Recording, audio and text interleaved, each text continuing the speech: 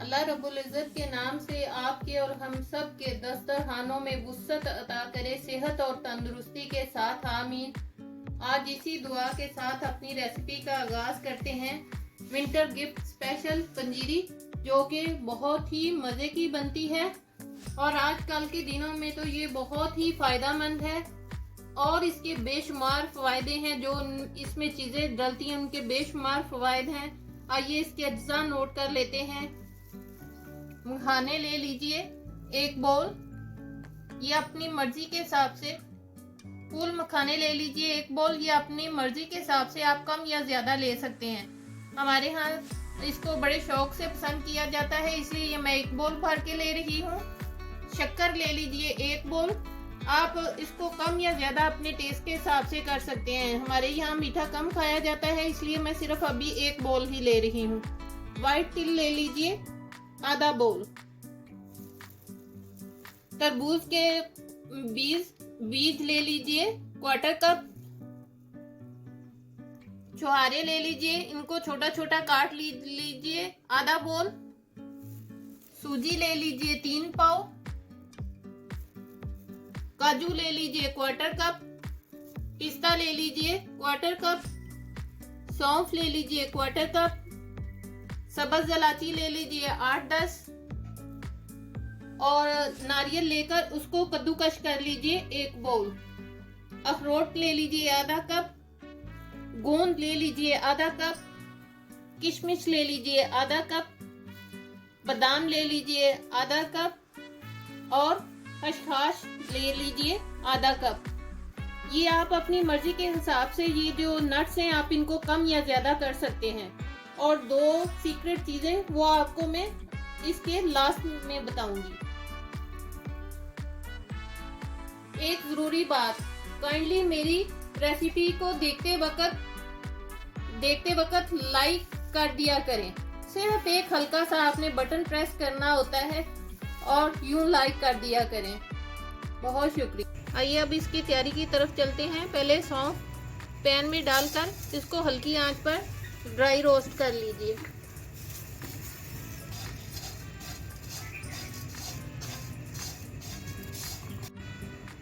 अब इसी पैन में मखाने डालकर, फूल मखाने डालकर इनको हल्का ड्राई रोस्ट कर लीजिए उतनी देर तक जब तक ये क्रंची नहीं हो जाते। मखानों को मैंने हल्की आंच पर ड्राई रोस्ट कर लिया है। इसकी पहचान ये है कि ये आप हाथ से पकड़ेंगे तो बिल्कुल ये मैश हो जाएंगे। अब इनको मैं निकाल लेती हूँ। अब बहुत चूल्हे को हल्का करके इसको बहुत थोड़ा सा हशास को इसको भी ड्राई रोस्ट कर लीजिए। अब इसी पैन में नारियल जो कद्दूकस करके रखा था इसको डाल दीजिए और बहुत हल्की आंच पर इसको भी ड्राई रोस्ट कर लीजिए। अब हल्की आंच पर, बहुत ज़्यादा हल्की आंच पर ये मगज डाल दीजिए और इनको हल्का सा फ्राई कर लीजिए। इनके फ्राई करने की निशानी ये है कि ये चटकना शुरू हो जाएंगे। 1-2 मिनट मैं इसको कर लूं। अब ये चटकना शुरू हो गए हैं, इनके रोस्ट होने की निशानी ये है। अब चूल्हा बंद कर दीजिए, पैन गरम है, इसमें तिल डालकर इनको हल्का सा इनके साथ ही 1-2 मिनट साते कर लीजिए या ड्राई रोस्ट कर लीजिए। इनको करके मैं निकाल लूं, फिर आपसे मैं मिलती हूँ। देसी घी ले लीजिए 1 बोल, जो मैंने पहले आपको नहीं बताया था। अब इसमें से थोड़ा सा 1 टेबलस्पून से कम लेकर इसको पहले मेल्ट कर लीजिए।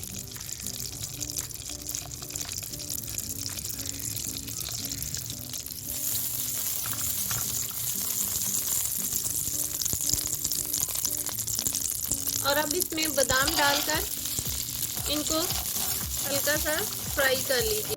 अब इसी पैन में वो 1 टेबलस्पून जिसमें बादाम रोस्ट किए थे काजू डाल दीजिए, साथ में पिस्ते डाल दीजिए और साथ में अखरोट डाल दीजिए और इनको हल्का सा फ्राई करके निकाल लीजिए। अब इसमें छुहारे डाल दीजिए और इनको भी फिर हल्का सा 1 मिनट साते कर लीजिए। और साथ में किशमिश डाल दीजिए और इन्हीं के साथ इनको 1-2 मिनट फ्राई कर लेने के बाद निकाल। अब घी को मैंने गरम कर लिया है। अब इसमें गोंद लेकर वो थोड़ी थोड़ी सी डाल दीजिए और इसको अच्छी तरह से फ्राई कर लीजिए। इसके फ्राई होने की निशानी ये है कि फूल कर ऊपर आ जाएगी।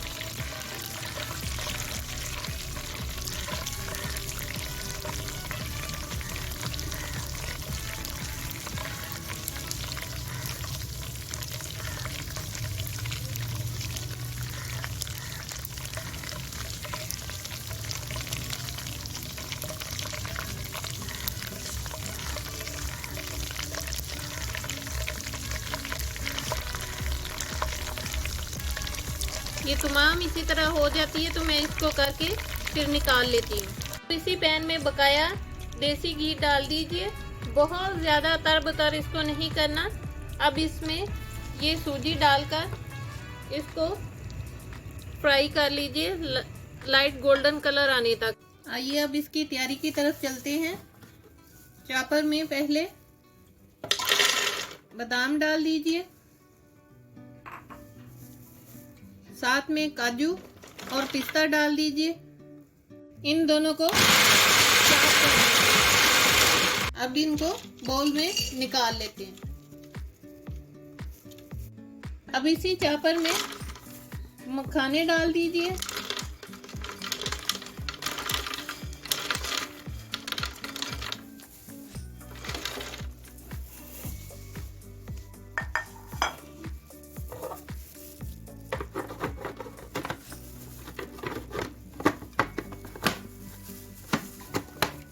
और इनको भी हल्का सा चॉप कर दीजिए। आइए अब इसकी तैयारी की तरफ चलते हैं।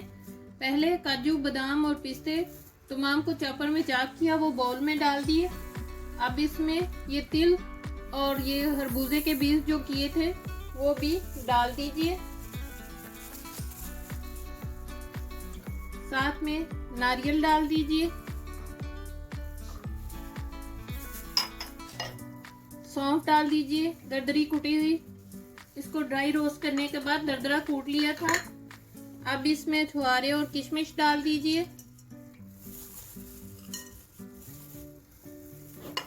और साथ में खसखस डाल दीजिए जो कि ड्राई रोस्ट की थी। पहले इन तमाम को अच्छी तरह से मिक्स कर लीजिए।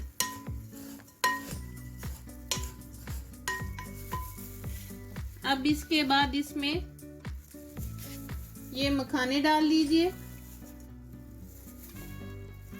और इनको भी इनमें अच्छी तरह से मिक्स कर लीजिए तमाम को।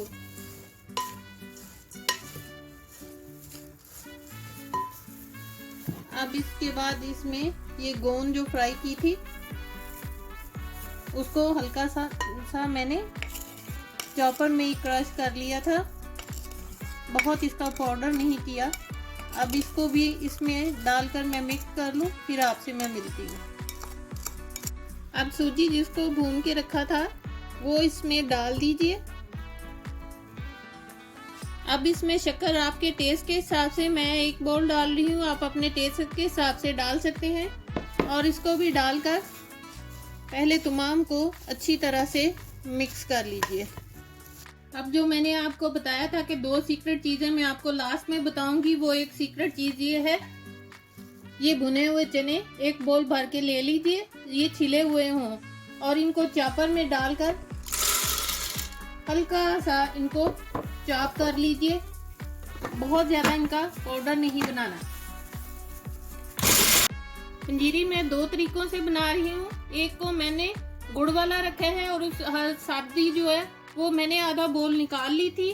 अब इसमें ये जो भुने हुए चने थे आधे आधे डाल दीजिए, आधे इसमें डाल दीजिए और आधे इसमें डाल दीजिए और इन दोनों को भी मिक्स करना है। और दूसरी सीक्रेट चीज जो मैंने आपको नहीं बताई थी वो इस गोल का छिलका है, वो आधा इसमें डाल दीजिए और आधा इसमें डाल दीजिए। अब इनको अच्छी तरह से दोनों को मिक्स कर लीजिए। इन दोनों को मैंने अच्छी तरह मिक्स कर लिया है और ये जो छोटे बाउल में मैंने हाफ निकाल ली है इसमें शुगर पेशेंट अपने लिए कैंडल मिक्स कर सकते हैं अपने टेस्ट के हिसाब से। और दूसरी आप इसी तरह इस्तेमाल कर सकते हैं, बहुत ही जायकेदार बनी है।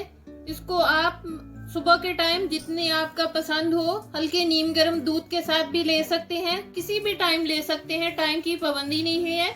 इसके बहुत ही ज्यादा फवायद हैं और ये कमर के दर्द के लिए भी बहुत बेहतरीन है। इसी के साथ मेरे चैनल को लाइक कीजिए, सब्सक्राइब कीजिए, फैमिली और फ्रेंड्स में शेयर जरूर कीजिए ताकि मेरी आने वाली हर नई रेसिपी का नोटिफिकेशन आपको उसी वक्त मौसूल हो सके। अपना और अपने वालिदैन का बहुत ज्यादा ख्याल रखिए, साथ मुझे भी दुआओं में याद रखिए। अल्लाह हाफिज।